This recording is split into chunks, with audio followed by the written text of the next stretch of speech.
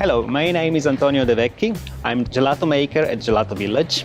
What we do here is making gelato according to the traditional Italian way of mantecazione, let's say, which is the Italian way of churning gelato.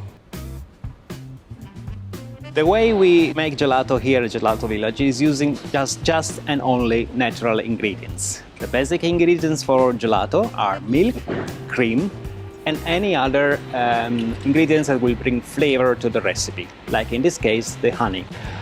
We get the honey from the bee farmer in Leicestershire and the milk from a vine farm dairy in Great Taubig. Starting from the raw natural ingredients, we carefully measure them in order to balance the recipe and stay within a range that will allow us to churn the mix into the perfect final result. In our recipe, we have to concentrate on the amount of sugars that needs to be around 20%, and on the amount of fats it needs to be in between 3 and 10%. As long as our recipe is balanced according to this ratio, then we are sure we're going to have the best result. Once we measure all our ingredients together carefully, we need to make sure they are all mixed together correctly in order to achieve an homogeneous mix. This phase is called emulsifying. The next phase of the production, which is very important, is the pasteurization process. All what it does is to make sure we kill the highest amount possible of bacteria in the mix in order to make it safe.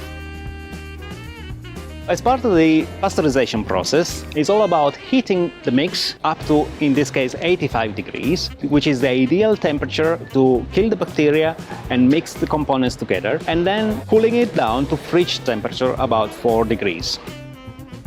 And finally, we are happy to go to the final stage of the production, which is the churning phase. The mix comes as a fluid. We want to transform it into gelato. So the machine is doing basically two jobs at the same time. It's cooling very quickly, it's freezing very quickly the mix, and at the same time it's beating. As part of the churning process, we transform a fluid into a solid. During this process, we inevitably add some bubbles of air in our product, and that helps also to achieve the right texture. So the volume we're starting with as a fluid will increase when we achieve the solid. The gelato can be kept on a long-term storage at -20, exactly like you use a freezer at home. So that allows us to keep it safely for a longer time. Once we reach the service temperature, which is -12 degrees Celsius, it's an irreversible process. So we cannot go to a lower temperature.